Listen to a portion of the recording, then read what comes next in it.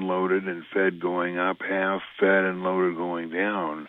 Now, what happens here is that every time a shuttle is launched, we find out that the Russians have launched 2 of their rockets that are sitting there at the International Space Station with food and supplies ready to be put into the space shuttle when the last half of its cargo, now half of its cargo is food and supplies and half is for some whatever mission they got going on in the International Space Station.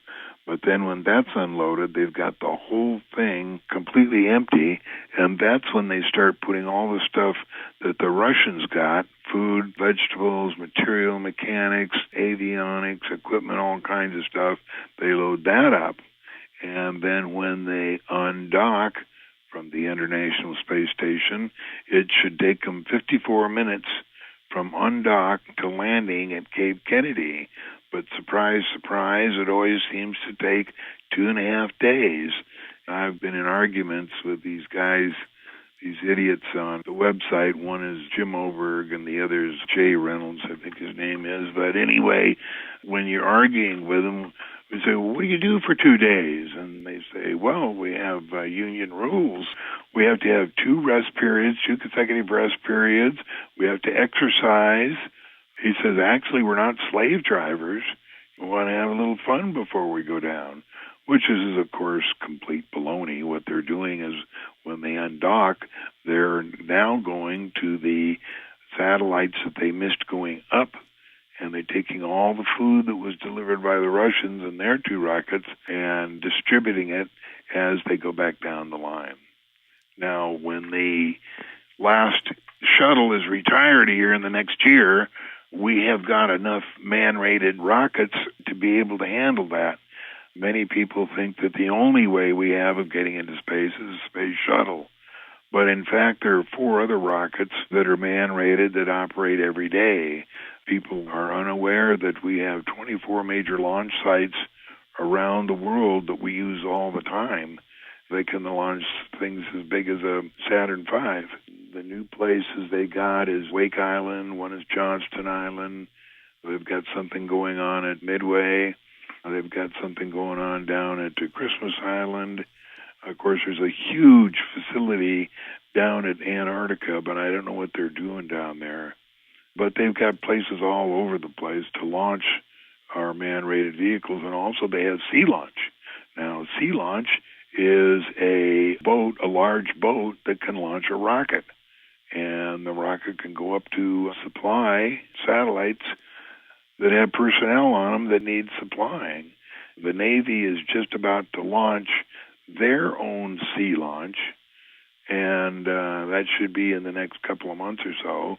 They don't want to be left behind, so they started working on it, trying to get some pictures of it, but I haven't got any yet. They're getting pretty secretive. I had some friends come over that were very, very knowledgeable. One was DOD. We didn't ask him for any information that he was not allowed to talk to us about, but we said on a scale of 1 to 1,000, 1 being that we didn't know anything about what the secret government was doing, and 1,000 being we knew everything that the government was doing, where would the average American be? And we figured out it would be 0.5. Wow, that's profound. And we put ourselves at 0.7. Wow. So we knew a little bit more than they think, but just lately, of course, my interest has been in the moon, and I've just gotten some fantastic pictures of buildings and spaceports on the moon, and I'm passing them around. They're on Open Minds on the internet, and they're also on the Living Moon, thelivingmoon.com. And what I did was, about 12 years ago, I happened to be browsing through that bookstore in Portland. What's the name of that big bookstore? Do you remember? Powell's. So I got to a shelf, and it was full of old NASA publications. And I got a little tray, and I put every book on that tray. every book that they had and bought them just on speculation. And it turns out it's been a godsend because all of those books contain pictures that were published by NASA pre-1970. Now, anything pre-1970, they didn't airbrush very good. It's only after 1970 that they really were careful with airbrushing houses and buildings and cities and stuff out of pictures. But those pre-1970 ones are the ones where I'm getting a lot of good stuff. And that, as I say, that can be seen on thelivingmoon.com, which is not my website. It belongs to Ron Schmidt, but it's one that I contribute to.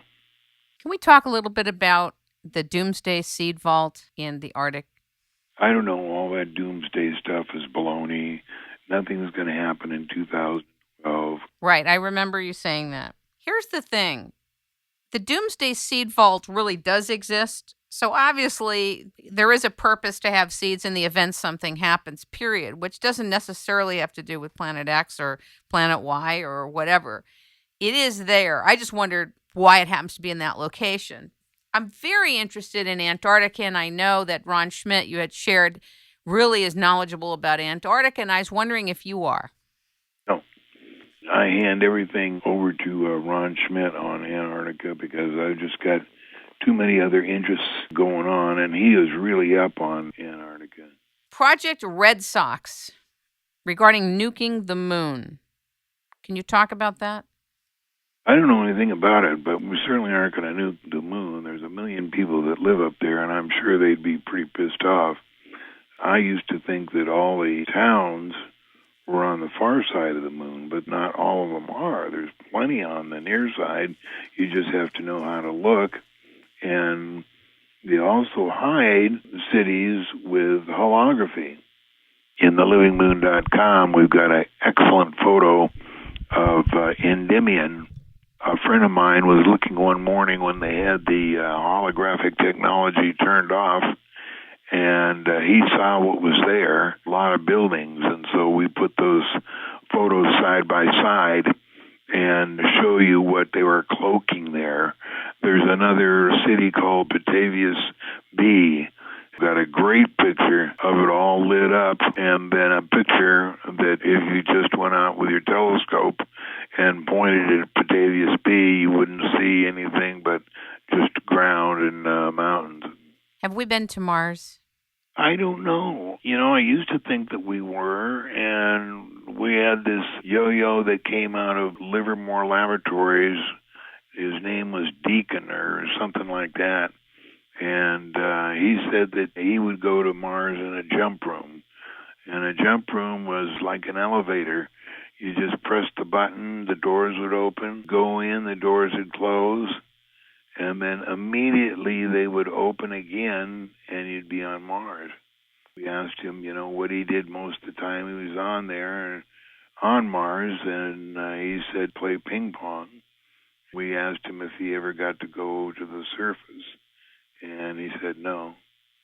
We think he's pretty much of a disinformation agent, just like this new guy, Ed Fouché, who has surfaced. And the way you tell whether somebody is full of disinformation is there's 4 things that the government doesn't really want you to know about. And one is John Lear, the other is Bob Lazar, the other is the F-19, and the other is Aurora. So when Ed Fouché came out on with those videotapes and started knocking me and Bob and Aurora and not even mentioning the F-19, although he was supposedly telling us all the real good secret stuff, he didn't even mention the F-19. So he's definitely a disinformation artist. Let's talk about the F-19.